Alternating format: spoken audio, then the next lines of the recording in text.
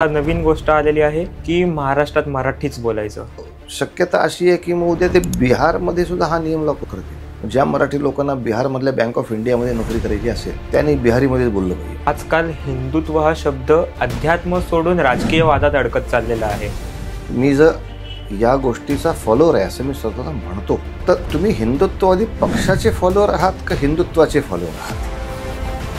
पुन्हा एकदा तोच प्रश्न येतोय. मग तुम्ही काही वेळेला हिंदुत्वावर घाला तर बोलणार नाही का? अजून पक्षावर झालेलं नाही. बाहेरचे देश आपल्यावर हल्ला करत होता आणि आपण फक्त बघत बसतो की त्यांनी फक्त धर्म बघितला आणि आमचा खून केला की आम्हाला गोळ्या मारल्या आणि निघून गेले. त्याने तुम्ही हिंदू आहात का असं विचारलं, इतकंच नाही विचारलं, मला कलमा पढायला सांगितले त्यांनी. याचा अर्थ फक्त हिंदूंच्या विरोधातला विषय नाही आहे. ज्याला ज्याला कलमा येत नाही त्या प्रत्येकाच्या विरोधातला हा विषय. म्हणजे ही समस्या जैनांची पण आहे, ही समस्या बुद्धांची पण आहे. एखाद्या नागरिकाने त्यांच्यावरती धावून जाऊन हल्ला करणं, त्याच्यातली एखादी बंदूक एखाद्याची काढून घेऊन अपोजिट फायरिंग करणं, यातलं काहीच नाही होऊ शकलं. 5,000 पर्यटक तिथे असताना.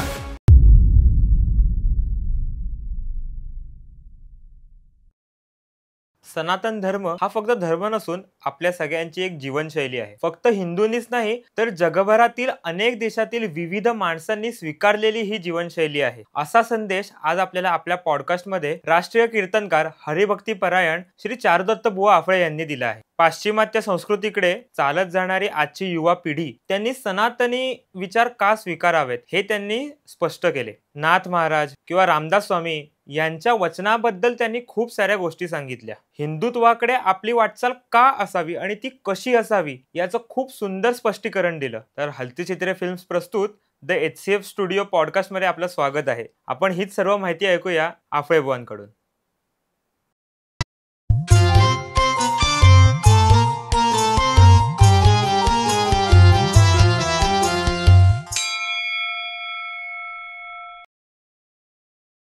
आपण आपल्या एपिसोडची सुरुवात परमेश्वराच्या स्मरणाने करूया. वक्रतुंड महाकाय सूर्यकोटी समप्रभ निर्विघ्नं गुरुमे देव सर्व कार्येषु सर्वदा. नमस्कार बुवा, स्वागत आहे तुमचं आमच्या हलती चित्रे फिल्म्सच्या या स्टुडिओमध्ये. तुम्हाला इथे बोलून आम्हाला खूप मस्त वाटतंय. तर मला तुम्हाला विचारायची इच्छा होते की तुम्ही कीर्तन करता, त्याच्यामध्ये 3-3, 4-4 तास रंगमंचावरती उभे असता. त्यातला पूर्वरंगामध्ये एखादा अभंग किंवा एखादा श्लोक त्यातल्या एका ओळीवर सुद्धा 1-1 तास तुम्ही निरूपण करत असता. तर ते कसं शक्य होतं? वेगवेगळी उदाहरणं तुम्ही देऊन बोलता, तर कसं शक्य कसं होतं? कीर्तनाच्या अभ्यासासाठी जे अनेक ग्रंथ आज उपलब्ध आहेत त्याचा अभ्यास खूप फायद्याचा पडतो. जुन्या काळात हे खूप अवघड होतं की त्या माणसाकडे जाऊन शिकायला लागायचं आणि मग त्याच्या लहरीवरही पुष्कळसं अवलंबून राहायचं. त्याचा आज मूड कसा आहे त्याच्यावर. पण आज लिखित ग्रंथसंपदा ही आज खूप मोठ्या प्रमाणावरती विकसित झाली आहे. तेव्हा साधारणत अभंगाचा आपल्याला वरवर दिसतो तो अर्थ खूप वेगळा असतो. आणि मग ज्या लोकांनी त्याच्यावर अधिक अभ्यास केला आहे, चिंतन केलं आहे, अशा माणसांची पुस्तकं. म्हणजे आपल्याला कौतुक त्या लोकांचं वाटतं की त्या लोकांनी असंच कोणाकडे तरी पंडिताकडे किंवा कोणातरी संत वाङ्मयातल्या जाणकाराकडे, साक्षात्कारी माणसाकडे 10-10, 12-12 वर्ष राहून त्यांनी काही तात्पर्य काढली आणि ती आपल्याला खरं रेडीमेड त्यांनी दिली आहेत. म्हणजे एक उदाहरण सांगायचं झालं तर आपण जेव्हा देवाची द्वारी उभा क्षणभरी तेणे मुक्तिचारी साधी येल्या असं पटकन म्हणतो, तेव्हा याचा अर्थ सांगायला किती वेळ लागणार आहे ते 2-3 मिनिटात तुम्ही सांगू शकता. पण 1 तास तुम्हाला का लागतो? तर आता देवाचं द्वार ही संकल्पना स्पष्ट होण्यासाठी. मग ज्ञानेश्वरीमध्ये द्वार या शब्दाबद्दल काय लिहिलं आहे, ज्ञानेश्वर महाराज कशाला द्वार म्हणतात, किंवा नाथ महाराजांच्या रामायणामध्ये दार या शब्दाचे काय काय प्रकार आले. तर मग त्याचा विस्तार असा वाढत जातो की अरे दार म्हणजे आपल्याला दिसते चौकट नव्हे, कोणत्याही गोष्टीच्या प्राप्तीचं साधन म्हणजे दार. म्हणजे 12वीमध्ये चांगले मार्क मिळणं हे तुम्हाला डॉक्टरेटकडे दार उघडलं असं म्हटलं जातं. प्राप्तीचं साधन म्हणजे दार. म्हणजे भगवंताला प्राप्त करण्याच्या साधनेत, दारात म्हणजे साधनेत तो माणूस उभा पाहिजे. आणि साधनेमध्ये म्हणजे उपासनेमध्ये किंवा परमार्थाच्या ज्या परिभाषेमध्ये तो पाहिजे. पुन्हा उभा म्हणजे काय? फक्त शरीराने उभा हा अर्थ अभिप्रेत आहे का? तर नाही. उभा म्हणजे तत्पर.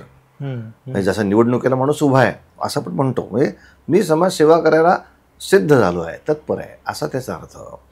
मग क्षणभरी म्हणजे अर्थ क्षण म्हणजे आपण म्हणतो तोच क्षण घ्यायचा का? तर पारमार्थिक परिभाषेमध्ये अनेक वचनं अशी आहेत की जीवन क्षणभंगूर आहे. म्हणजे अख्खं जीवन म्हणजे क्षण. म्हणजे अर्थ किती बदलला की भगवंताला प्राप्त करण्याच्या साधनेमध्ये जो जन्मभर तत्पर आहे त्याने मुक्तिचारी साधी आहे. मग त्याचं सगळं विस्तृत विवरण. मग परत बंधन म्हणजे काय आणि मुक्ती म्हणजे काय? दुर्दैवाने आपण मृत्यूला मुक्ती म्हणतो. मृत्यू म्हणजे मुक्ती नव्हे. मृत्यू म्हणजे मृत्यू फक्त. मुक्ती या शब्दाच्या अर्थासाठी तो जीव नक्की कशात बांधला आहे ते समजायला पाहिजे. ते मग नाथ महाराज म्हणतात की देहभावाचं दृढपण म्हणजे बंधन आणि देहभावाचं निरसन म्हणजे मुक्ती. आणि या दृष्टीनं मग याची देही याची डोळा अहो मुक्तीचा सोहळा. अशा रीतीनं ते वेगवेगळ्या आता पुस्तकात धोंडा महाराज देगलूरकरांचं याच्यावरचं पुस्तक आहे, किसन महाराज साखरे यांचं आहे, नंतर घुले महाराजांनी याच्यावर अप्रतिम चिंतन दिलं आहे, सोनोपन दांडेकरांचं आहे. तेव्हा आम्ही नेहमीच कुठल्याही एका अभंगासाठी किमान हे 5-10 ग्रंथ वाचत राहतो.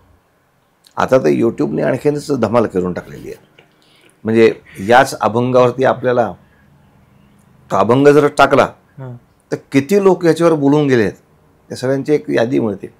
मग त्यातली आपल्याला ठीक वाटेल त्यांचं ऐकत राहणं आणि मग त्याच्या नोट्स काढून बोलणं याने साधारणत आपल्या परमार्थाची पूर्वपीठिका तयार होते. म्हणून त्याला पूर्वरंग असं म्हणतात. तेव्हा अशा अनेक लोकांच्या वाङ्मयाचा त्या पूर्वरंगाला उपयोग आहे. तर पूर्वरंगानंतर कीर्तनामध्ये पुढचा भाग येतो तो उत्तररंग, ज्यामध्ये मी स्वतः लहानपणापासून तुमची कीर्तनं ऐकत आलेलो आहे की शिवाजी महाराज, संभाजी महाराज, नंतर याच वर्षी मी चिपळूणमध्ये तुम्ही बाजीराव पेशवापर्यंतचा इतिहास सांगितला. तो मला ऐकायला खूप असं आवडतं. ते तर तुमच्या तोंडून ऐकायला जास्त करून आवडतं कारण तुम्ही त्या पद्धतीने समजावून सांगता. तर प्रत्येक काळातील साल असतील, नावं असतील, एक वेगवेगळ्या माणसांची, ती बरोबर तुमच्या लक्षात कशी राहतात किंवा त्यामागे तुम्ही अभ्यास कसा करता? प्रामाणिकपणे सांगायचं झालं तर ज्याला ज्याला ज्या क्षेत्राची प्रचंड आवड आहे त्याला त्याला त्या क्षेत्रातलं पाठांतर आपोआप होत असतं. अगदी साधी गोष्ट असते. म्हणजे ज्या मुलांना क्रिकेटची आवड आहे त्यांना वर्ल्ड कप कधी जिंकला आणि ह्या तारखा त्यांच्या चुकूच शकत नाहीत. किंवा क्रिकेटबद्दल अत्यंतिक ज्यांना प्रेम आहे त्यांना मग ते IPLला कोण आहे, कुठल्या ग्रुपमध्ये कोण आहे, त्यांना कोणत्या टीममधनं कोण खेळणार आहे, कोण खेळला होता, कोण आता रिटायर झाला, सगळं इत्थंभूत. चित्रपटाची आवड ज्याला आहे त्याला त्याची माहिती असते. एक आम्हाला भाग्य असं म्हणालं की आईवडिलांच्याकडनं आम्हाला ही कीर्तनाची परंपरा जी मिळाली, याच्यात परंपरा तर मिळालीच, पण तो एक भाग्याचा विषय झाला की इतिहासाची आवड मिळाली. आणि जेव्हा आम्ही तो अत्यंतिक आवडीनं वाचायला बसतो, मग नोट्स काढणं तर काय प्रत्येक 12वीच्या विद्यार्थ्याला पण आवश्यकच आहे. पण मग त्याच्या नोट्स काढून त्या इतर सगळ्या संघटनांशी टॅली करत अभ्यास करत राहणं किंवा भूगोलाचा नकाशा समोर ठेवून त्याचा अभ्यास करत राहणं. आणि अभ्यासाबरोबरच आमचे बाबा पहिला काही काळ प्रभात फिल्म कंपनीमध्ये कामाला होते. त्यामुळे त्यांना एक सवय लक्षात आली होती, ती म्हणजे तुम्हाला प्रभावशाली चित्रपट करायचा असेल तर पटकथा लिहिता आली पाहिजे. बरोबर. कथा वेगळी आणि पटकथा वेगळी आहे. म्हणून मग कुठलीही आख्यान आम्हाला मिळालं, शिवाजी महाराजांचा असो, बाजीरावाचा असो, त्याची पटकथा कशी करायची ही आम्हाला मुळात त्यांनी जास्त शिकवल्यामुळे तुम्ही म्हणतात असं त्याचा एक चांगला परिणाम आपल्याला याच्यामध्ये पाहायला मिळतो की पटकथा म्हणजे ते प्रत्यक्ष चित्रपटावर दिसताना, पडद्यावर दिसताना ते काय काय दिसणार आहे, त्याच्यात कोणकोणते रंग असणार आहेत, त्याच्यात काय अभिनय असणार आहे, त्यात काय संवाद असतील, याची एक रचना करून त्या प्रसंगाचं मांडण हे आईबाबांकडून मिळाल्यामुळे त्याचा फायदा होतो. आणि साधारणतः पूर्वरंगामध्ये आपण जो सिद्धांत पाहिला की देवाच्या सेवेमध्ये जो तत्पर आहे त्याला या सगळ्या गोष्टी प्राप्त, मग त्याला मॅचिंग, त्याला अनुलक्षून अशा मग ह्या सगळ्या कथा असतात की याने पण आयुष्यभराची देवाची सेवा केली आहे. आणि आपोआपच त्यामुळे त्यांचे शरीराचं दृढ पण राहिलेलं नाही, त्यांना त्यांच्या तत्वाचं दृढ पण राहिले. मग यासाठी माझ्या शरीराचं काही हो इथपर्यंत ते आलेले आहेत. म्हणून साधारणत पूर्वरंगामध्ये जो सिद्धांत आपण शिकला किंवा अभ्यासला तो आपल्या उत्तर आयुष्यामध्ये कसा प्रॅक्टिकलमध्ये आणायचा ते दाखवणं हीच उत्तरंग. म्हणजे पूर्वपीठिका कशी करायची हा पूर्वरंग, आणि तो उत्तरोत्तर आपल्या आयुष्यामध्ये कसा आणायचा तो उत्तरंग असतो. त्यामुळे साधारणतः मला असं वाटतं की बाबांच्या पटकथा लेखनाचा त्या आख्यानावर परिणाम असल्यामुळे त्याची प्रभावशालीता वाढते. तर कीर्तन जे आपण ऐकतो त्याच्यामधून आपल्याला वेगवेगळ्या क्रांतिकारक, समाजकारक किंवा जुने महाराज, छत्रपती शिवाजी महाराज यांच्या चरित्राचा अभ्यास करायला मिळतो, त्यांच्या कथा ऐकायला मिळतात किंवा आपण आपल्या आयुष्यात त्यांना बघून प्रेरित होऊ शकतो. म्हणजेच कीर्तन हे एक समाज प्रबोधनासाठीचं खूप चांगलं साधन आपण म्हणू शकतो. यावर आपलं काय मत आहे? ते मुळातच पूर्वापार यासाठीच वापरलं आहे. खरं म्हणाल तर नवविधा भक्तीमध्ये कीर्तनाचा अंतर्भाव आहे. म्हणजे अगदी प्राथमिकतेचं दर्शन स्वतःच्या उद्धारासाठी आहे, पण कीर्तनामध्ये स्व उद्धारासाठी तरी का होईना जे भगवंताच्या लीलांचे, गुणांचे असे प्रबंध गायन करायचे आहे, मग त्याच्यातून स्वतःचं कल्याण तर होणारच आहे, बरोबर. त्याचबरोबर इतरांनाही ते प्रबोधित करता येण्यासारखं आहे. म्हणून नवविधा भक्तीमधली ही एकच भक्ती अशी आहे ज्यामध्ये ती बोलकी भक्ती आहे आणि जी इतरांना सामावून घेते. तुम्ही बाकीच्या भक्तीमध्ये, श्रवणमध्ये किंवा विष्णुस्मरणमध्ये त्या पुष्कळशा एकांत भक्ती आहेत, त्या तुम्ही तुमच्या एकट्या करायच्या आहेत. तर पहिल्या अगदी सुरुवातीपासून जर पाहिलं तर ह्या कीर्तन क्षेत्राचे प्रवर्तक नारद मुनी, बरोबर. नारदांना आद्य कीर्तनकार आपण मानतो, तेव्हा नारदांनी सुद्धा त्यांच्या कीर्तनाचा हाच सगळ्यात मोठा लाभ करून दिला आहे. की अर्थात नारदांचं नेटवर्क आपल्यापेक्षा चांगलं आहे की आज आपल्याला इतकी यंत्र उपलब्ध असूनही आपल्याकडे हे नेटवर्क नाही आहे की जे नारदांकडे आहे. की कोणत्या राजाचा मुलगा चिडून बाहेर पडला, म्हणजे ध्रुवबाळ, कारण शेवटी तो राजाचा मुलगा आहे. आता अशी मुलं जेव्हा फार मोठ्या घरातली रागवून बाहेर पडतात, ते आणखीन काहीतरी भलते उद्योग बाहेर करतात आणि त्याचा एकूण समाजकारणावर आणि धर्मकारणावर भयानक परिणाम होतो. बरोबर. त्याचे अपडेट्स त्यांना मिळत राहणं, की म्हणजे प्रत्येक राज्यावरती त्यांचा एक कोणतरी गुप्तहेर लोकपाल आहे की जो पटकन ऑर्डर करतो, असं काहीतरी झालं बरं का, भांडण त्यांचं काहीतरी, तो बाहेर पडलाय, घाई करा. मग ताबडतोब ते त्याला वनाला जायच्या आतच भेटतात ध्रुवाला की बाबा हे तू का चाललाय, तू जा. मग जेव्हा त्याचं एम लक्षात येतं की जा काही त्रासदायक नाही आहे, चांगल्यासाठी चाललाय, मग त्याला योग्य ते मार्गदर्शन करणं, म्हणजे आधी मुळात अनेकांना भक्तिमार्गाकडे आणणं, मग त्यांना त्यांचं योग्य मार्गदर्शन करणं. असं कीर्तन परंपरेमध्ये नाथ महाराजांनी सुद्धा सांगितलंय की सगुण चरित्रे परमपवित्रे सादर वर्णावी, आणि या वर्णन केल्यानं काय करावं, कसं प्रबोधन व्हावं, जेणेकरून मूर्ती ठसावी हृदयी श्रीहरीची. लोकांच्या हृदयामध्ये त्या परमेश्वराची मूर्ती तुम्ही प्रस्थापित केली पाहिजे, अधिक गडद केली पाहिजे. असं तुम्हाला कीर्तन करता आलं तर तुम्हाला संतांना आवडलं असं कीर्तन केलं असं म्हणू. ऐसी कीर्तन मर्यादा आहे संतांच्या घरची. तेव्हा कीर्तने महादोष जाती, कीर्तने होय उत्तम गती. या दृष्टीनं नारदांच्या काळापासून, संत वाङ्मयाच्या काळापासून ते आत्तापर्यंत सुद्धा की ते अनेक प्रकारच्या प्रबोधनाचं माध्यम म्हणूनच वापरलं गेलेलं आहे. भक्तीपेक्षाही ते प्रबोधन माध्यम म्हणून अधिक वापरलं गेलं.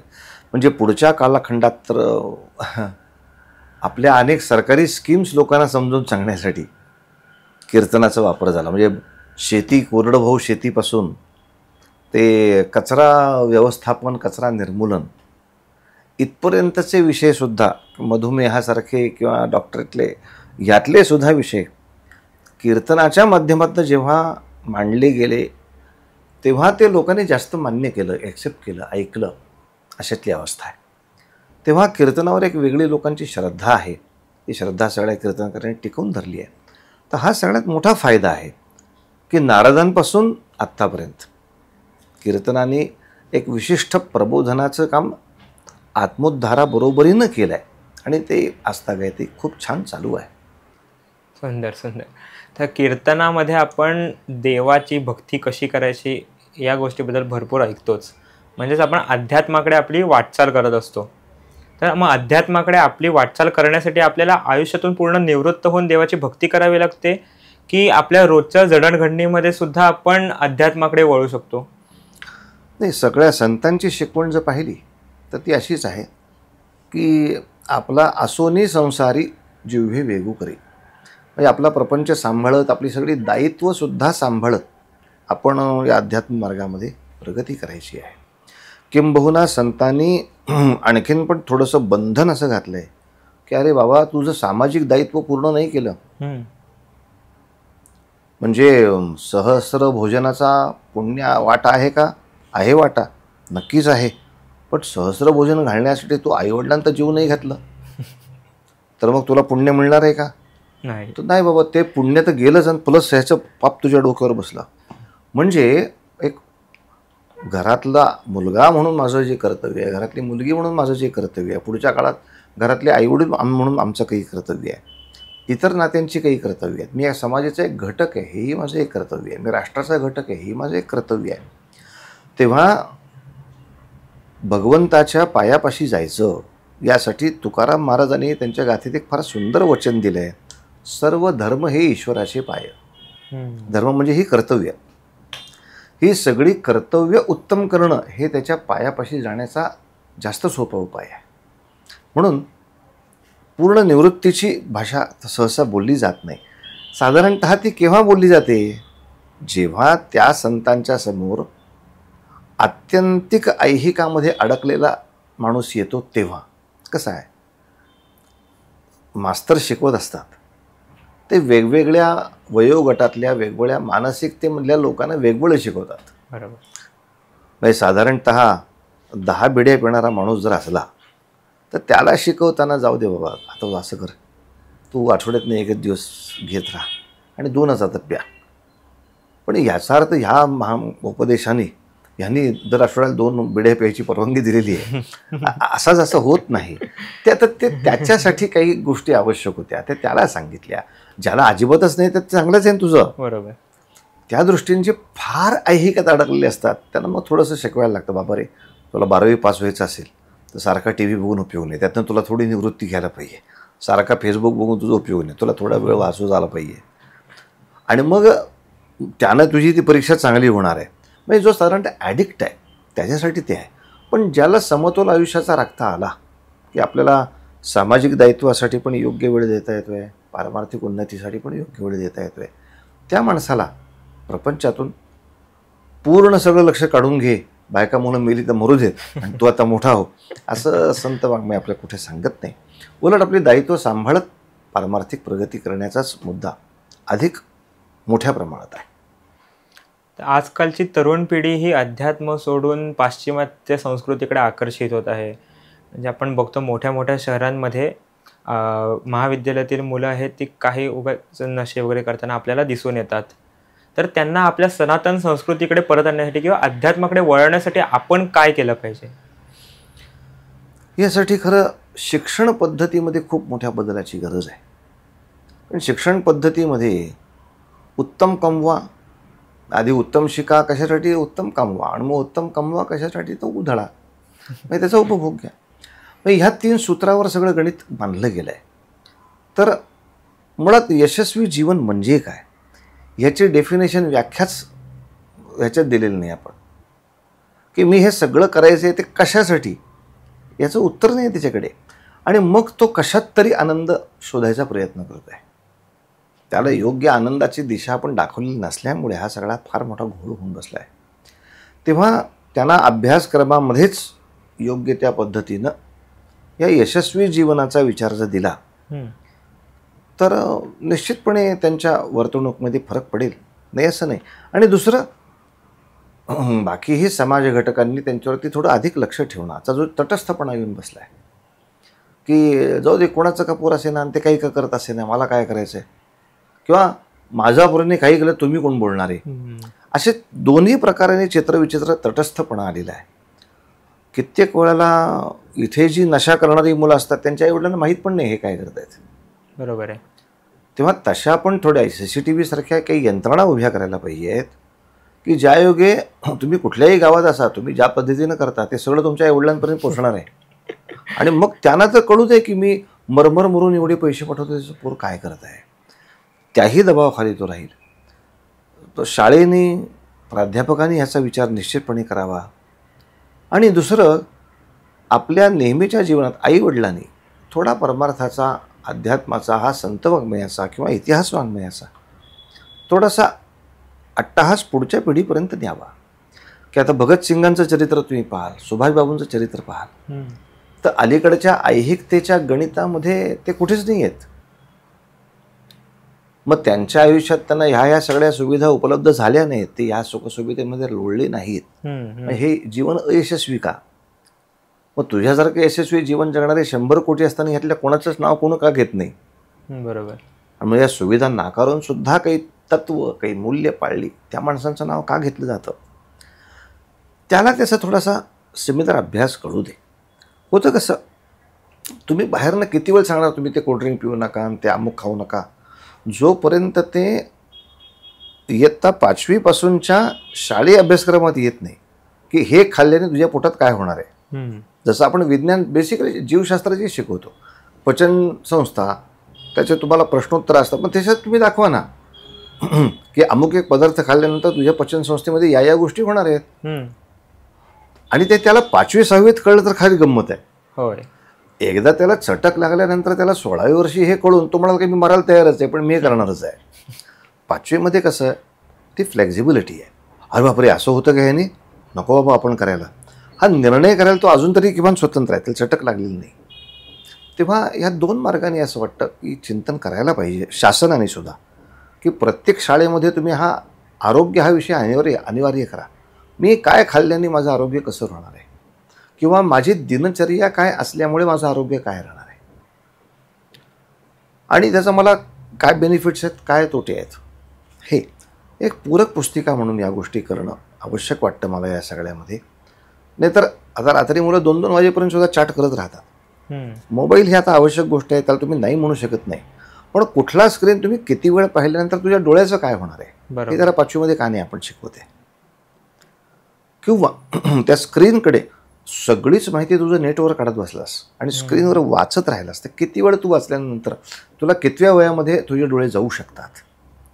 हे माझ्या इयत्ता 6वीच्या पुस्तकामध्ये का नाही आहे. मग मला त्याला विज्ञाननिष्ठ करायचं आहे म्हणजे काय करायचं आहे, त्याला फक्त कॉम्प्युटर घेण्याला सक्षम करायचं आहे का तो कसा वापरायचा, किती वापरायचा हेही त्याला शिकवायचं आहे. तर शासनाच्या शैक्षणिक धोरणामध्ये सुद्धा खूप त्रुटी आहेत. त्या कुठेतरी ह्या लोकांनी गंभीर विषय मनात घेऊन, नाही तर सगळ्या पिढीला आंधळं करण्याच्या पापामध्ये हे सहभागी आहेत. कारण तुम्ही सांगतच नाही आहेत लोकांना की तुम्ही केव्हा आंधळे होणार आहात. आणि जे मला माहिती आहे, तुम्ही एवढा वेळ बघताय म्हणजे हा इतक्या वर्षानंतर नक्की आंधळा होणार आहे माणूस, हे माहीत असताना तुम्ही त्यांना सांगत नाही आहात. म्हणजे दरोडेखोर कोण झालं हा वेगळा विषय झाला. पण या पद्धतीनं सगळ्या पालकांनी, प्राध्यापकांनी आणि त्याहीबरोबर त्यानं ह्या कथांकडे आणलं पाहिजे. की बाबा जसे सांगायचे की आम्ही म्हणतो नाही, आम्हाला माझ्या मनाला पाहिजे तशी डिश नाही मिळाली, मी आज बोर झालो, नाराज झालो. अरे म्हणजे स्वतःच्या मनाला आवडेल असं आयुष्य नाही मिळालं. ती माणसं नाही कधी बोर झाली आयुष्यामध्ये आणि त्यांनी स्वतःच्या करिअर अशा उत्तुंग करून दाखवल्या. तर शेवटी करिअर उत्तुंग करणं हे जास्त महत्त्वाचं आहे का तुला आत्ताच्या सुविधा महत्त्वाच्या आहेत? आणि मुळात सुविधा महत्त्वाची का समाधान महत्त्वाचं? सुविधा अनेकांना प्राप्त आहेत. होय. म्हणजे गादी, उशी, मच्छरदाणी सगळी प्राप्त असूनही झोपेच्या गोळीशिवाय झोप येत नाही, ही कॅटेगरी वेगळी, त्याला सुविधा उपलब्ध आहे. पण ज्याला समाधान आहे तो चटईवर छान झोपलेला आहे, यातलं काय तुला निवडायचं बाळा. तेव्हा असा थोडासा विवेक त्याला दिला तर मग ते इकडच्या तिकडच्या संस्कृतीकडे तसे धावणार नाहीत. मुलं चांगलीच आहेत. कसं आहे, ती कच्ची मडकी आहेत, तुम्ही त्यावेळेला त्यांना घडवत नाही, हा मोठा प्रॉब्लेम होतोय. आणि हे सगळे म्हणजे व्यसनाधीनतेनं होणारे नुकसान, हे सगळे लेक्चर ते मेलं कॉलेज झाल्यावर ऐकतं. काय तोपर्यंत त्याचं सगळं करून झालं आणि त्याचं वाटोळ होऊन झाला आता त्याचा. आणि त्याचं मन आहे आता त्या वयामध्ये निरळवलेलं असतं. अरे स्लो पॉइझनिंग आहे, तू मरशील हळूहळू. म्हणजे हळूहळू काय, म्हणजे इथं कोणाला काही हळूहळूच म्हणायचं मला, आणि तो मरायला तयार आहे. तेव्हा चांगलं दाखवत नाही तोपर्यंतच माणूस वाईटाकडे असतो. थोडी चांगल्याची आवड निर्माण केली आणि आरोग्याची योग्य जाणीव दिली तर निश्चितपणे हा प्रश्न सुटेल.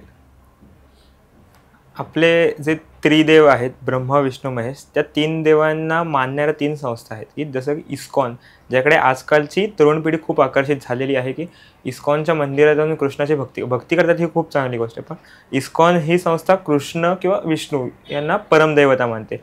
तसेच ब्रह्मकुमारीज ही संस्था ब्रह्मदेवाला परमदेवता मानते आणि ईशा फाउंडेशन सद्गुरूंची संस्था ही महादेवाला परमदेवता मानते. मग नक्की परमदेवता कोण ह्याच्यामध्ये? खरं व्यक्तिशः म्हणाल तर नवीन पिढीने या कुठल्या भानगडीत जाऊच नाही. त्याला सगळ्यात सोपा उपाय वारकरी संप्रदाय. ज्ञानेश्वरांपासून रामदासांपर्यंत आणि अगदी आधुनिक काळात पाहिजे असेल तर विवेकानंद, ही आपल्यासाठी महासागराची सगळ्यात मोठी उपलब्धी आहे. किंवा अशा त्या उपलब्धीकडेच आपण अधिक जावं. थोड्या जिज्ञासेनं यांच्याकडे काय चाललंय ते पाहायला हरकत नाही, बघायलाही हरकत नाही. पण ह्या कोणालाही एकाला परम मानून पुढे गेलं की वाद निर्माण होणार आणि त्याच्यातून प्रश्न निर्माण होणार. त्यापेक्षा संप्रदाय जो आहे, वारकरी संप्रदाय, रामदासी संप्रदाय, या संप्रदायाने फार छान काम केलं. किंवा भागवत संप्रदाय म्हणून ज्याला म्हणतात, की ज्याच्यात शिवाची पण पूजा आहे. म्हणजे आद्य शंकराचार्यांनी आपल्या हिंदू समाजामध्ये जी पहिल्यांदा सगळ्यात मोठी क्रांती केली होती ती हीच केली होती की आपल्या एका देवाऱ्यात 5ही दैवत पाहिजे. शंकराची पण पिंडी पाहिजे, विष्णूची पण एक मूर्ती पाहिजे, म्हणजे कृष्णाची असेल किंवा रामाची असेल कुठल्या तरी रूपाने पाहिजे, सूर्याची पण पाहिजे, देवीची पण पाहिजे, काळभैरवाची पण पाहिजे. की ज्यावेळी बघा तुम्ही ह्याची उपासना करणार नाही, मी सगळ्यांची उपासना करतो. माझ्या सनातन संस्कृतीनं सांगितलेली ही जी काही प्रमुख दैवतांची रूप आहे, त्या सगळ्या दैवतांच्या रूपांची मी उत्तम उपासना करतो. हां, त्यातल्या एखाद्याची मी अधिक तीव्रतेनं मोठी उपासना करत असेल. जसं 10वीपर्यंत सगळे विषय आवश्यकच समान आहेत, 11वी-12वीला त्यातलं काहीतरी स्पेशलायझेशन येईल, मग BA नंतर आणखीन काहीतरी स्पेशलायझेशन येईल. ठीक आहे, स्पेशलायझेशन माझं आहे, पण माझं स्पेशलायझेशन BAमध्ये समजा संगीतशास्त्रावरती झालं, म्हणजे मला रसायनशास्त्र माहीतच नाही असं तरी नाही होणार, किंवा ते उपयोगाचं नाही असंही नाही होणार. तेही एक शास्त्र आहे, भौतिकशास्त्र. म्हणून प्राथमिक आपण ज्या युवक अवस्थेमध्ये आहेत ना, त्याच्यामध्ये यांनी सगळ्या संतांना शिकावं. मी फक्त इस्कॉनच मानतो, मी फक्त ब्रह्माकुमारीच मानतो, मी फक्त ईशाच मानतो, असं न करता थोडं उघडे डोळे ठेवून ज्ञानेश्वर काय म्हणतात तेही वाचूया, तुलसीदास काय म्हणतात ते वाचूया, सूरदास काय म्हणतात ते वाचूया, विवेकानंद काय सांगतायत ते वाचूया. हां, मग त्यातली एखादी उपासना जी मला जास्त माझ्या प्रकृतीला योग्य वाटते त्या उपासनेच्या मार्गाने जाऊन आपण पुढे, हरकत काही नाही. पण सुरुवातीलाच कुठल्या तरी एका पंथाला आपण बांधून घेतल्यामुळं काय होतं, उपासना थोडी दूर राहते आणि कट्टरता जास्त वाढत जाते. म्हणजे इतरांचा द्वेष हे त्याच्या डोक्यात जास्त बसतं. तसं न करता अलीकडे ही दत्तात्रेय उपासना जी आली आहे ती अधिक चांगली असं मला वाटतं कुठल्याही या उपासनांच्या पेक्षा. म्हणजे स्वामी समर्थ असतील, गजानन महाराज असतील किंवा पावचे स्वरूपानंद असतील, की जे दत्त संप्रदायामध्ये आले आहे. आणि दत्तांचा संप्रदाय ब्रह्मा विष्णू महेश एक मानतो, ती एकतांता मूर्ती आहे. आणि सगळं जगत जर सत्व रजतम ह्या तिघांनी एकत्रच बनलेलं आहे, तर कुठल्या तरी एकाला धरून या जगामध्ये निभाव लागणार नाहीच आहे. तुम्हाला तिघांचा समतोलच ठेवावा लागेल. तेव्हा ठीक आहे, ज्ञानाच्या दृष्टीनं एखादा रसायनशास्त्रातला खूप पदवीधर असेल त्याचं मी थोडंसं ऐकीन, एखादा भौतिकशास्त्रातला पदवीधर असेल त्या म्हणजे जसं ईशाचं मी थोडं ऐकीन, मी वैष्णव यांचंसुद्धा थोडंसं ऐकीन, मी ब्रह्मकुमारीचं. पण ह्यातलं शेवटी सम्यक जे आहे, जे ह्या तिघांना मला बॅलन्स करून मला छान जीवन जगता येईल आणि माझ्या देवाऱ्यामध्ये हे सगळे असतील. माझ्या देवाऱ्यात ब्रह्मा पण आहे, माझ्या देवाऱ्यात माझी दत्तात्रयांचीच मूर्ती म्हटल्यानंतर प्रश्न येतच नाही. मी सगळ्यांची पूजा करणार आहे, मी देवीची पण करणार आहे. ह्याची स्पेशलायझेशन माझं एका देवतेचं असेल, पण मी पूजा मात्र सगळ्यांची करीन. अशा रीतीनं आपल्या सनातन हिंदू धर्मशास्त्राने जी व्यापकता दिली आहे तीच घ्यावी, संकुचितपणा घेऊ नये. नाहीतर मग त्याचा एक थोडा दुष्परिणाम आणखीनही असा होतो की मग माणसं काय म्हणतात संघटन पूजेच्या बरोबरीनं मग व्यक्तिपूजेकडे जायला लागतात हळूहळू. आणि मग माझ्या गुरुजींनी मला रामभक्ती शिकवली, बरं ठीक आहे, पण समजा राम मंदिरावर हल्ला झाला तर तू काय करणार? मी काहीच नाही करणार. का नाही करणार? आमच्या गुरुजींवर कुठं झालं आहे? म्हणजे त्याची तत्वाची भक्ती संपून जाते. किंवा माझ्या संघटनेतल्या माणसावर कुठे झालं आहे? बरं, माझ्या संघटनेतल्या माणसावर सुद्धा हल्ला होऊन माणसं ॲक्शन घेतात असं काही नाही, मग तू का नाही ॲक्शन घेते? मग माझ्या गुरुजींवर कुठं झालं आहे? तर माझ्या तुझ्या गुरुजींवर झालं तरच तू करणार, म्हणजे रामावर झालं तर काही नाही करणार. अशी काहीतरी विचित्र एक डबक्याची अवस्था हळूहळू तयार व्हायला लागते. आणि त्यामुळे कृष्णाचा अपमान झाला तर मी रागवीन असं नाही, ब्रह्मदेवाचा अपमान झाला तर मी रागवीन असं नाही, शंकराचा अपमान झाला तर मी रागवीन असं नाही, फक्त माझ्या गुरूंचा अपमान झाला तरच मी रागवीन. आणि हे भयानक घातक आहे माझ्या दृष्टीनं. मला माझे गुरु कोणीतरी आहेत, नक्की आहेत, त्यांच्याबद्दल आदरभाव 100% आहे. पण माझ्या गुरूंनी जे मला भारतीय हिंदू सनातन तत्त्वज्ञान दिलं, या तत्त्वज्ञानाचा कोणी अपमान केला तरी मी त्याच्याविरुद्ध ॲक्शन किमान निषेध शब्द तरी बोलेन, भले ते माझ्या गुरूंना काही बोलले नसतील तरीसुद्धा. तेव्हा निश्चितपणे आपल्या भूमिका थोड्या ह्या सगळ्यांबरोबर राहावं, कोणाचा द्वेष नाही करू, पण एका ह्याच्यात बांधण्यापेक्षा आपण थोडं व्यापक दृष्टी ठेवून याच्यामध्ये कार्य करावं असं व्यक्तिशः वाटतं. पुन्हा प्रत्येकाला त्याचं स्वातंत्र्य आहे. तर आजकाल हिंदुत्व हा शब्द अध्यात्म सोडून राजकीय वादात अडकत चाललेला आहे. तर त्याला राजकीय वादापेक्षा आपण देवाची भक्ती म्हणून संबोधलं पाहिजे असं माझं तरी मत आहे. आपण त्या दृष्टीने काम करण्यासाठी काय केलं पाहिजे किंवा राजकीय नेत्यांनी काय केलं पाहिजे यामागे? संप्रत म्हणतात अशी अवस्था आहे खरी की तुम्ही हिंदुत्ववादी आहात या शब्दाचा अर्थ तुम्ही त्यातली फिलॉसॉफी किती फॉलो करता याच्यापेक्षा तुम्ही हे नाव घेणाऱ्या किती पक्षांशी निगडीत आहात आणि त्यांची कामं तुम्ही किती कट्टरपणे करता हे असं काहीतरी विचित्र गणित झालं आहे. तर हिंदुत्व आणि इतरही अनेक गोष्टी अशा आहेत की ज्यामध्ये तो हा प्रत्यय लावला आपण की मुळात आपण त्या तत्त्वज्ञानाचे आचरण करते आहोत का, याच्यावर खरी गोष्ट आहे की सगळ्यांनी पहिल्यांदा फोकस केला पाहिजे. मी जर या गोष्टीचा फॉलोअर आहे असं मी स्वतःला म्हणतो, तर तुम्ही हिंदुत्ववादी पक्षाचे फॉलोअर आहात का हिंदुत्वाचे फॉलोअर आहात? पुन्हा एकदा तोच प्रश्न येतो आहे. मग तुम्ही काही वेळेला हिंदुत्वावर घाला झाला तर बोलणार नाही का? अजून पक्षावर झालेलं नाही आहे म्हणून ती गडी अडकणार तुमची त्याच्यामध्ये. किंबहुना हिंदुत्ववादी पक्ष आहे, त्याचे तुम्ही कार्यकर्ते आहात, तुम्ही ते बोलता पण ठीक आहे, पण तुम्ही त्यातलं फॉलो किती करता आहात हा एक मोठा गहन प्रश्न होऊन बसला आहे. तेव्हा खरं तर प्रबोधनकारांचीच ही सगळ्यात मोठी जबाबदारी आहे असं वाटतं की जसा तो मध्ये झेंडा पिक्चर येऊन गेला किंवा त्या चित्रपटांनी सुद्धा ही फार मोठी जबाबदारी घेतली की तुम्ही नेत्यांच्या वाद्यात न पडता किंबहुना त्यांची भांडणं, त्यांचे वाद मुद्दे हे सगळे त्यांच्या राजकीय हितलाभ संबंधाच्या गणिताप्रमाणे जाणार आहेत. तत्वाचा विषय फार दुर्मिळ होणार आहे. कारण शेवटी तत्वाला धरून सामान्य माणसाला राहण्याला पर्याय नाही आहे. जर त्याचं समाधान टिकवायचं असेल, काही काय होईना, मी माझ्या तत्वाला सोडलं नाही, मी माझ्या उपासनेला सोडलं नाही, असं जर राहायचं असेल तर तुमची आपली सुरक्षा व्यवस्था एक वेगळी उभी करणं आवश्यकच राहील. आणि या दृष्टीनं सामान्य माणसांनी जे आपले गोविंद देवगिरी महाराज नेहमी याच्या प्रवचनात सांगतात की 5 प्रकाराने सकारात्मक व्हावं. ते एक उपासनेने स्वतः सज्जन व्हावं,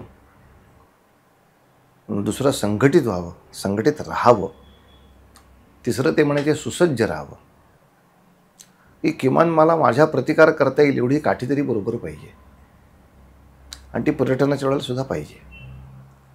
मला फार काही नाही करता आलं तेवढी काठी फेकून जरी मारता आली पाहिजे. मग सुसज्ज राहावं, संघर्षाला सिद्ध राहावं आणि याचबरोबर समन्वयी राहावं. यांच्याबरोबर मी जात नाही, त्यांच्याबरोबर मी येत नाही असं न करता असे 5 सकारात्मक काही गोष्टी त्यांनी गोविंद देवगिरी महाराज नेहमी शिकवायचे. तेव्हा अशा तऱ्हेनं जर आपला सगळा समाज परत एकदा या कीर्तनाच्या, प्रवचनाच्या किंवा या सगळ्या प्रबोधनकारांचा नीट बांधला, ठीक आहे, तुला तुझ्या दृष्टीनं काय कार्य करायचं असेल ते कर, पण तुला जर हिंदुत्वाचं काम करायचं असेल तर तू आधी या आचार पद्धतीचा पहिला फॉलोअर चांगला हो.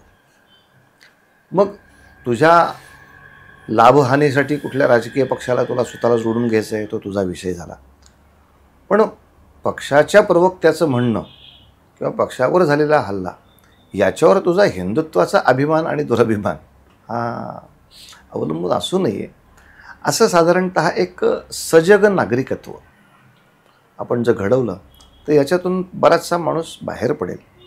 आणि लोकांना जे वाटतं की मग अमुक टिळा लावून अमुक मोर्चामध्ये गेलो की मी झालो, तर तसं न होता की तो आधी तो टिळा लावणार आधी मंदिरात तर जाईल, आधी त्याची उपासना तर करेल आणि मग त्या उपासनेला पोषक असेल तेवढंच तो राजकारणामध्ये भाग घेईल आणि ते जास्त हिताचं होईल. तर हिंदुत्व हा मुद्दा आजकाल फार चर्चेत असतोच. त्यामध्येच आता नवीन गोष्ट आलेली आहे की महाराष्ट्रात मराठीच बोलायचं. हा नियम बाहेरून महाराष्ट्रात आलेल्या कामगार वर्गावरती किंवा दुकानदारावरती लागू केला जातो की दुकानावर पाटी मराठीच हवी, इंग्रजीमध्ये चालणार नाही. पण तेच मोठमोठ्या कंपन्यांचे मालक आहेत, उद्योजक आहेत, तेही महाराष्ट्राच्या बाहेरची मंडळी आहेत, काही गुजरातमधली असतील वगैरे कुठलीही, त्यांच्यावरती हे नियम लागू केले जात नाहीत किंवा त्यांच्यावर जबरदस्ती केली जात नाही जास्त की मराठीच बोललं पाहिजे त्यांच्या भाषणांमध्ये किंवा कशातही. तसंच मग या वादामध्ये आपल्याच अंतर्गत जातीवादामुळे आपल्यामध्ये भांडणं लागतात आणि बाहेरचे देश आपल्यावर येऊन हल्ला करतात आणि आपण फक्त बघत बसतो की त्यांनी फक्त धर्म बघितला आणि आमचा खून केला की आम्हाला गोळ्या मारल्या आणि निघून गेले. मग यासाठी आपण कशा प्रकारे एकवटलो पाहिजे? का दोन वेगळंच विषय आहेत हे. की खरं तर महाराष्ट्रात आलेल्या सगळ्यांनी मराठी बोललं पाहिजे या आग्रहापेक्षा मला असं वाटतं खरंच आंदोलन घ्यायचं असेल तर किमान जगभरात पसरलेल्या मराठी लोकांनी आधी मराठी बोललं पाहिजे. या आंदोलनाची आज नितांत गरज आहे. कारण मराठी असूनही आणि गरज नसूनही हिंदी आणि इंग्रजीच्या अशुद्ध भाषेमध्ये त्याला वाटोळं करणारी जी आपलीच माणसं आपल्याला बघायला मिळतात की त्याला इतर भाषा येऊ नये असं नाही, पण आपल्या मातृभाषेचा अभिमान किंवा आपल्या माणसांनी तरी राखावा या दृष्टीनं मराठी माणूस आहे, मराठी उद्योजक आहे, मराठी नोकरदार आहे, तो मराठी राहा हे ठीक आहे. हां, इतर बाहेरच्या लोक जे आलेले आहेत त्यांना मराठी समजावी, त्यांना थोडीशी मराठीमध्ये आमच्याशी व्यवहार करता यावे इथपर्यंत त्यांच्यामध्ये जाण यायला हरकत नाही, अशी थोडी मदत करायला हरकत नाही, आग्रह. आणि तसंही प्रत्येक कुठलाही नोकरदार माणूस आता इथून उठून जो तंजावरला जाऊन राहतो तो तिथल्या व्यवहारापुरती कानडी शिकतोच. हो. आता तो आग्रह करायची मराठीला काय गरज पडली याचं कारण हे झालं मला असं वाटतं की इतर प्रांतिक कुठल्याच भाषेला हे करावं लागलं नाही. गुजरातमध्ये आल्यावर तुम्हाला गुजरातीची तुम्हाला सक्ती करावी लागली नाही, कर्नाटकात कानडीची सक्ती त्यांना करावी लागली नाही. का तर दुर्दैवाने महाराष्ट्रातनं उठून जेवढी माणसं तिथे गेली ती सगळी मराठीला विसरून त्यांची झाली. हे जे दुर्दैव आज परदेशातही ते दिसतं. म्हणजे ऑस्ट्रेलिया, चीन, जपानसारख्या ठिकाणी सुद्धा कानडी माणूस जर गेलेला असेल तर तो त्याच्या घरी अप्रतिम कानडी बोलतो, त्याच्या सगळे घरातले कानडी बोलतात आणि ते चीनी माणसाची चीनी बोलतात, त्यांचे व्यवहार करतात. पण MP मध्ये गेलेला मराठी माणूस त्याच्या घरामध्ये MP मधलं हिंदीच फक्त बोललं जातं आणि ऑस्ट्रेलियामध्ये गेलेला मराठी माणूस म्हणतो माझी मुलं उद्या मराठी वाचतील का नाही मला माहीत नाही. म्हणजे हा प्रश्न गुजराती माणसांचा नाही आहे, हा मुळात हा प्रश्न भारतीय माणसांचा नाही आहे, हा फक्त मराठी माणसांचा प्रश्न आहे की आपली मातृभाषा जपा. हे आंदोलन फक्त मराठीला करावं लागतं जगाच्या पाठीवर. आणि मग त्याला हे थोडंसं उग्र स्वरूप काहीतरी विचित्र प्राप्त झालं. त्यामुळे मला असं वाटतं की हे आंदोलन ह्या कामगारांच्या पेक्षा आणि ह्या कंपन्यांपेक्षा तो माणूस जर मराठी आहे तर तू का नाही मराठी बोलत आहेस याचा थोडा आग्रह या. हां, आता सेल्समन जे आहे किंवा हे त्यांना म्हणजे त्यांच्याशी संपर्क करण्यासाठी मला मराठी बदलावी लागते किंवा त्यांना मराठी थोडी आली पाहिजे याचं कारण इथला जो सामान्य ग्राहक तुम्हाला मराठी मिळणार आहे तो नक्की काय तुम्हाला मागतो हे तुम्हाला कळणार नाही. त्याला तुम्हाला थोडीशी ती भाषा आल्याशिवाय अर्थात प्रत्येक प्रांतामध्ये हा प्रश्न आहेच. तर तेवढं तुम्हाला त्यांच्याशी संपर्क करून नीट समजून घेणे इतकं ती भाषा यायला हवी. हां, पाट्यांचं म्हणाल तर काय म्हणायचं, इतर सगळ्या प्रांतांमध्ये हे थोडंसं बंधन आहेच की त्या स्थानिक भाषेच्या लिपीत तरी पाटी पाहिजे, नाही तर मग किंवा इंग्रजीत तरी पाहिजे. दुर्दैवाने देवनागरी राष्ट्रीय भाषांचा देवनागरीचा आग्रह सगळीकडे नाही आहे, पण बऱ्याचशा ठिकाणी देवनागरीचा पण आहे आग्रह, नाही असं नाही. ते असल्यामुळे सगळ्या जगातल्या लोकांना तो संपर्क करायला सोपं जातं. हे खरं त्याचं गणित आहे. अभिमानापेक्षा सुद्धा सोय ही जास्त तिथली महत्त्वाची आहे. पण तो राजकीय अजेंडा म्हणून त्याच्यावर किती लक्ष द्यावं आणि एक सामाजिक सुविधा म्हणून त्याच्यावर किती लक्ष द्यावं, हे थोडंसं सगळ्यांनीच चिंतन करण्यासारखी बाब आहे. आणि मराठीच्या आग्रहामुळे आपण जर प्रांतिक वादात किंवा प्रांतिक भांडणामध्ये अडकायला लागलो तर मात्र थोडंसं जपायला पाहिजे असं निश्चितपणे. कारण मग शक्यता अशी आहे की मग उद्या ते बिहारमध्ये सुद्धा हा नियम लागू करतील. ज्या मराठी लोकांना बिहारमधल्या बँक ऑफ इंडियामध्ये नोकरी करायची असेल त्यांनी बिहारीमध्येच बोललं पाहिजे मग. आणि मग तसे क्लासेस काढायला लागतील महाराष्ट्रात. तुम्हाला आंध्रामध्ये बँक ऑफ महाराष्ट्रामध्ये काम करायचं आहे का, तर आंध्रातली बँक ऑफ महाराष्ट्र आहे, तर तुम्हाला ते तेलुगून तमिळ यायलाच पाहिजे. आता असं होईल ते जसं करतात नाही ठीक की त्या कस्टमरला जे तुला सांगायचं आहे ते तुला समजेल इथपर्यंत तुला त्यांची भाषा यावी इथपर्यंत मान्य आहे. पण तू 24 तास त्याच भाषेमध्ये राहावास, तू तुझी सगळी मूळ भाषाच विसरून जावी, अशा तऱ्हेचा एक टोकाचा एकांतिक प्रांतिकवाद येऊ नये.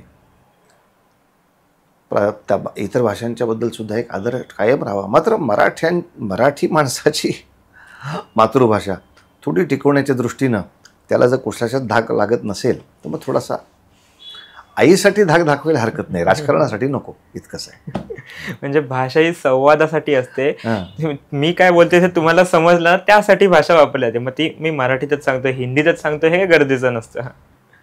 तर सनातन धर्म त्याची उत्पत्ती कशी झाली? मुळात सनातन धर्माला आपण आपल्या सगळ्या वेदांप्रमाणे त्याला उत्पत्ती मानतच नाही. तो विश्वनिर्मितीबरोबरच आलेला आहे. की जसं लाकूड आधी तयार झालं मग त्याला पोहायला शिकवलं, हे जसं माणसाला करायला लागतं, लाकडालाच नाही करायला लागत. लाकडाचा पोहण्याचा धर्म आता त्याच्या उत्पत्तीबरोबरच त्याच्याबरोबर आला. मग ते कसं वापरायचं तुम्ही ठरवा. तसं वैदिक तत्त्वज्ञान काय म्हणतात, वेद म्हणजे काय, मुळात वेद म्हणजे कोणीतरी काही रचलेलं नाहीच आहे. ह्या सगळ्या ऋषींचं दावा इतकाच आहे की आम्ही आमच्या ध्यानावस्थेमध्ये या सृष्टीतली सनातन तत्त्व जी अनुभवली, अभ्यासली, ती आम्ही वेगवेगळ्या मंत्राद्वारे इथे एकत्र केली. म्हणजे सृष्टी निर्माण होताना जी जी काही शक्ती तत्त्व इथं होती त्यांना फक्त आम्ही पाहिलं, अभ्यासलं, अनुभवलं. थोडंसं जसं गुरुत्वाकर्षण होतंच ते फक्त न्यूटनने अभ्यासलं किंवा त्याच्या आधी भास्कराचार्याने ते अभ्यासलं, त्याच्या आधीच्या 600 वर्षापूर्वीच्या आपल्या आचार्य नंबकाचार्याने ते अभ्यासलं आणि त्यांनी त्याच्यावरनं काही सिद्धांत तयार केलेत. म्हणजे असं अनेकांनी जे अनुभव घेतले, अभ्यास केले, त्याचं एक जुन्या काळातलं संकलन हे वेदविद्येच्या दिशेने आहे. त्यामुळे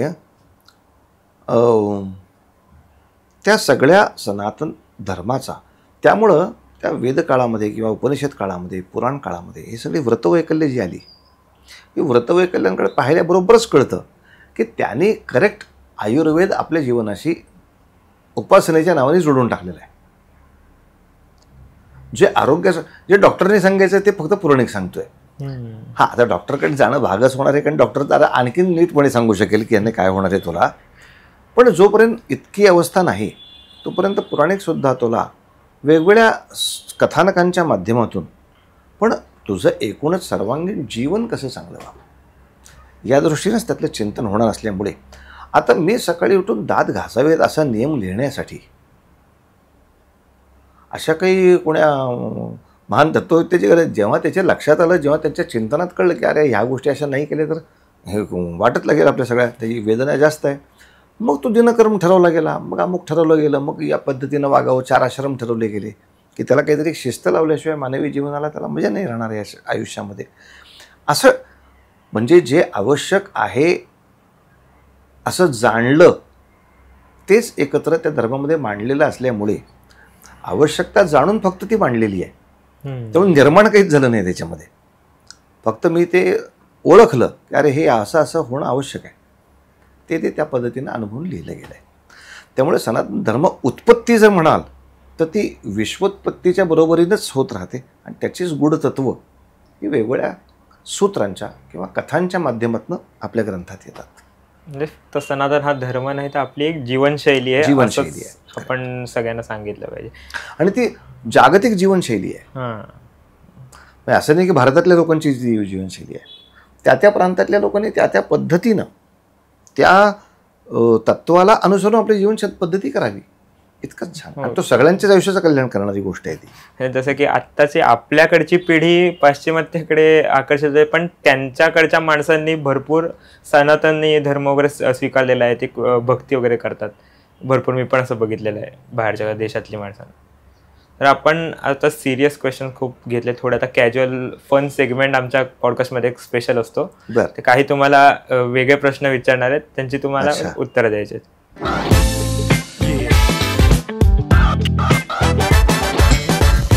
कलियुगी संत फार झाले असं तुकाराम महाराज जेव्हा म्हणतात तेव्हा तुम्हाला कोणत्या संतांची छबी डोळ्यासमोर येते? साधारणतः आपल्या अनेक तीर्थक्षेत्रांमध्ये हे जे धुनी लावून बसलेले असतात म्हणजे आणि बऱ्यापैकी विक्षिप्तसारखे काहीतरी वागत असतात आणि लोक ते विक्षिप्त वागतात म्हणून त्यांची फार कौतुक करत असतात. त्या लोकांची सारी छबी डोळ्यासमोर होती. जो तो उठला त्यांनी आपली एक गंमत केली की झाला संत, असं होतं ते. जर एकच श्लोक किंवा अभंग वापरून तुम्हाला कीर्तन करायचं असेल तर तुम्ही कोणता श्लोक किंवा अभंग वापराल? मला खूप आवडणारा सातत्याने श्लोक म्हणजे सदा देव काजी झिजे देह ज्याचा, सदा राम नामे वदे नित्य वाचा, स्वधर्मेची चाले सदा उत्तमाचा, जगी धन्य तो दास सर्वोत्तमाचा. हा समर्थांचा श्लोक मला जास्त आवडतो की ज्याच्यामध्ये जीवनाचं एक समग्रता आलेली आहे. रामायणातला असा कोणता प्रसंग वाटतो की ज्यावर लोकांचा अजून अभ्यास करणं महत्त्वाचं आहे? रामायणातल्या रामचंद्रांची चित्रकूटामधली जी सभा आहे त्याचा अभ्यास लोकांनी अधिक करणं आवश्यक आहे. की चित्रकूटामध्ये जिनं वनवासात पाठवलं ती काही पण सांगायला आली होती, मी माझा शब्द मागे घेते. सासरे बुवा आले, सासू आले, सगळं जनमत तुमच्या बरोबर आहे, तुमची शक्ती तुमच्या बरोबर आहे. पण तरीसुद्धा मी आत्ता जनमताच्याही कौलापेक्षा मी आत्ता काय वागलं तर परित्राणाय साधूनाम होणार आहे याचा विचार करून देशहित कशामध्ये जास्त आहे त्या निर्णयाकडे मी स्वतःला वळवणं, हा जो डिसिजन पॉईंट आहे की प्रत्येक वेळ डिसिजन पॉईंट होताना त्याला किती बहुमत आहे, किती लोकांना ते छान वाटतं आहे, किती लोकांना ते वाईट वाटतं आहे, ठीक आहे, ते त्यांचे ओपिनियन देतील, नाही अशातली गोष्ट नाही. माझ्याही सुविधांमध्ये फरक होईल, पण यामुळे बेसिक समाजहित किती होईल, माझ्या या डिसिजनने राष्ट्रहित किती होईल याचा विचार करून ज्याच्यामध्ये समाजहित जास्त आहे त्या निर्णयाकडे जसं लक्ष त्यावेळेला दिलं गेलं, तो विषय जास्त अभ्यासून तरुण पिढीनं कोणत्याही विषयामध्ये ओपिनियन्स किती आहेत यापेक्षा स्वतःच्या विवेक बुद्धीनं ते लक्षात घ्यावं की यांनी माझं थोडं कमी झालं तरी चालेल, पण जनहित मी नक्की जास्त चांगले करू शकतो का नाही. जर नारद मुनी तुम्हाला भेटले असते तर तुम्हाला पहिला प्रश्न तुम्ही त्यांना काय विचारला असता? पहिला प्रश्न हाच विचारला असता की सगळ्या युगामध्ये तुमचा संचार आहे आणि तुमची जी शक्ती आहे ती आम्हा कीर्तनकारांना तुम्ही द्या. कसली शक्ती की ते रावणाच्या समोर उभं सुद्धा कीर्तन करू शकायचे, जे आपलं धरिष्ठ नाही. त्यामुळे नारदांना रावणाकडून सुद्धा जो सन्मान मिळू शकतो तो सन्मान आम्ही मिळवू शकू अशी एक आम्हाला शक्ती द्यावा असं विचार. तर छत्रपती शिवाजी महाराज आणि भगवान श्रीकृष्ण यांच्यामध्ये असा पॉडकास्ट झाला तर त्यांचा विषय काय असेल? अरे बापरे. नाही, पॉडकास्ट हाच त्यांचा विषय असाच असू शकेल की जे जे मी सांगितलेलं आहे त्यातलं बहुतांशी तू आता केलेस, काय राहिले बघूया. तुम्हाला कोणत्या संतासोबत एक दिवस घालवायची संधी मिळाली तर ते संत कोण असतील आणि का? म्हणजे आता विद्यमान का विद्यमान झालेल्या संतांच्या पैकी रामदास स्वामी. याचं कारण राष्ट्रहिताचा जो समग्र विचार त्यांनी केलेला आहे, बरोबर, तेवढा समग्र विचार मला इतरत्र पटकन लक्षात येत नाही. जर तुम्हाला स्वर्गात एक कीर्तन करायचं असेल तर तुम्ही प्रमुख प्रेक्षक म्हणून कोणाला निवडाल? अरे बापरे, इंद्रालाच निवडलं पाहिजे, यात वादच नाही. तुम्हाला आता मी एक शब्द सांगणार आहे, तो शब्द ऐकल्यावर पहिल्यांदा तुमच्या मनात जो शब्द येतो तो बोलायचा. भागवत.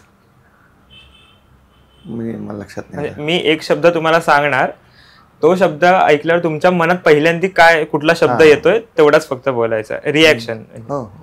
भागवत. संप्रदाय. संत. संत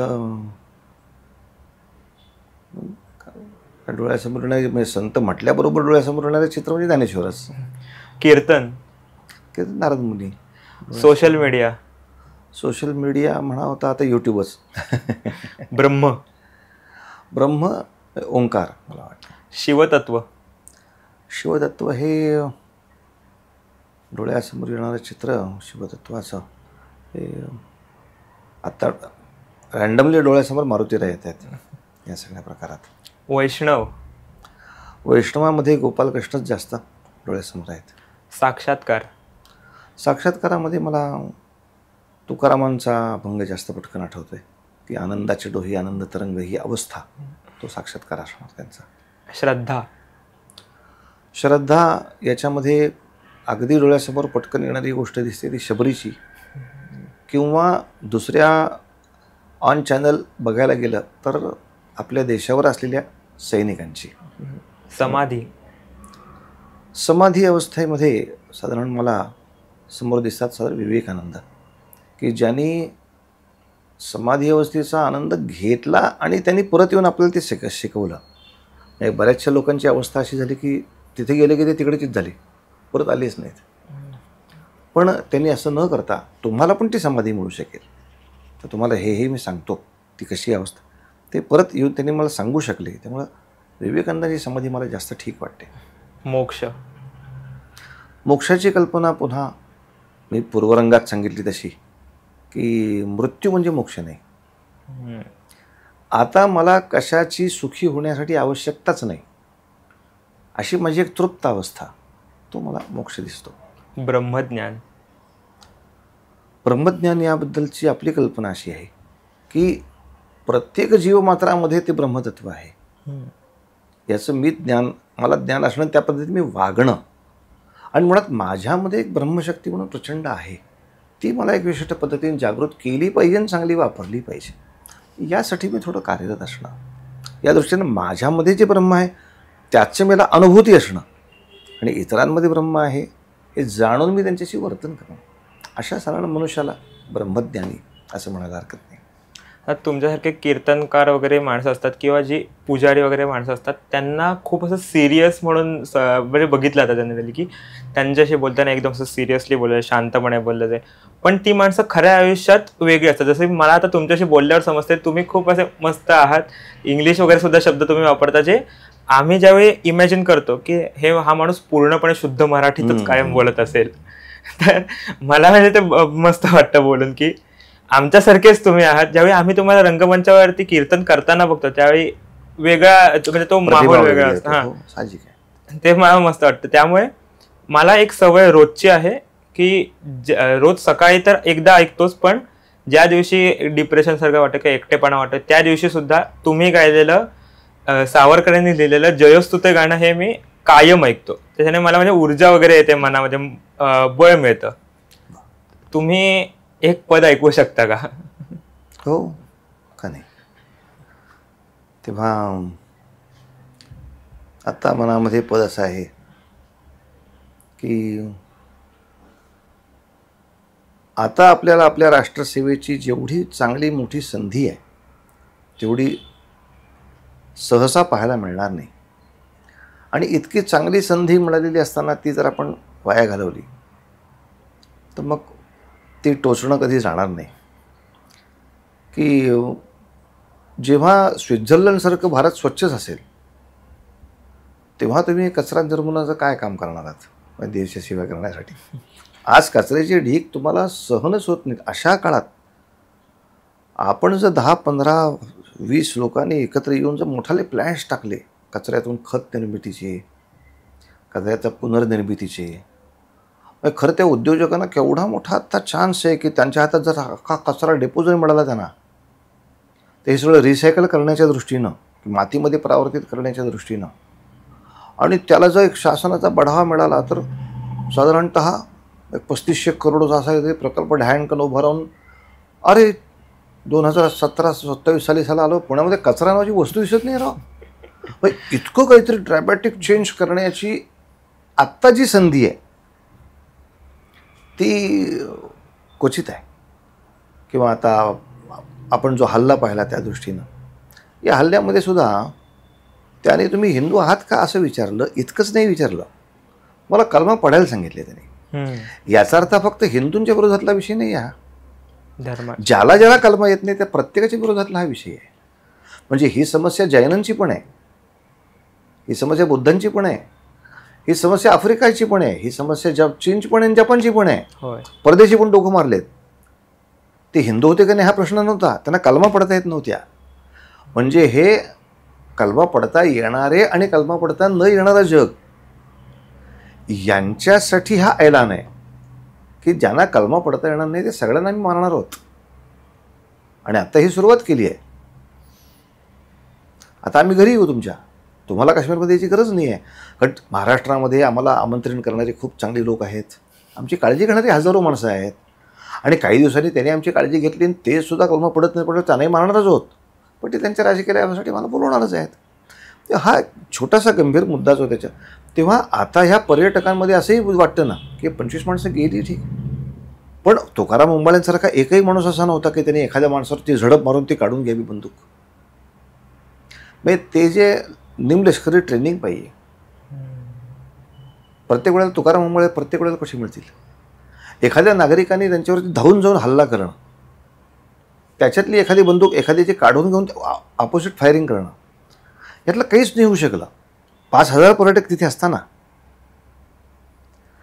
म्हणजे आता ही सगळी पुढची पिढी जी घाबरून पाळण्यापेक्षा 10 जणांनी त्याच्या अंगावर घोंगडं टाकून ती बंदूक काढून घेऊन त्याला कसा ह्याचे जे सराव मला पोरांकडनं करून घ्यायला पाहिजे. ते आता सगळं इस्रायलसारखा देश झाल्यानंतर तुम्ही काय सेवा करणार?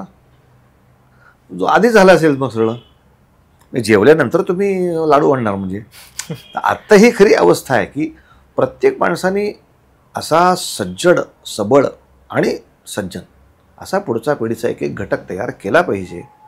तर या दृष्टीने एक गाणं असं डोक्यात आहे की अशी सेवेची संधीसुद्धा आपल्याला 100 जन्म शोधल्यानंतर मिळते, आणि ती संधी वाया घालवली तर मग ती टोचणी कायम राहते, असं त्या गाण्याचा अर्थ आहे.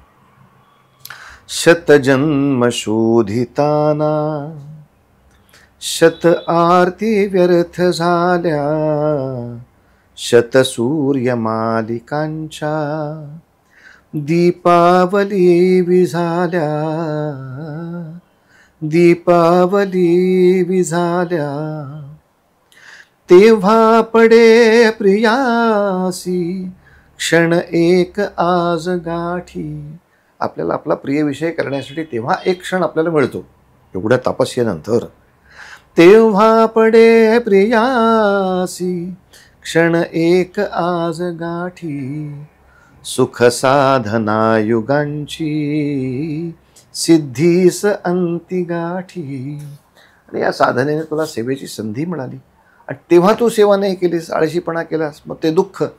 हा हाय जो न जाई, हा हाय जो न जाई, मिठी घालू मी उठोनी, मिठी घालू मी उठोनी. त्या क्षणाला तू मिठी घातली पाहिजेस, त्याचं सार्थक केलं पाहिजे. नाही केलंस तर मग क्षण तो क्षणात गेला सखी, हातचा सुटोनी गेला क्षण, हातचा सुटोनी शतजन्म शोधिताना, शतजन्म शोधिताना, शतजन्म शोधिताना. खूप सुंदर वाटलं, मन प्रसन्न झालं. तुम्हाला बोलून आज खूप आम्हाला आनंद झाला. परत तुम्हाला आम्हाला बाजीराव पेशवा वगैरे या सगळ्यांचा इतिहास ऐकण्यासाठी बोलवण्याची फार इच्छा आहे. तर भेटूया परत नक्की. नक्की भेटूया. नमस्कार.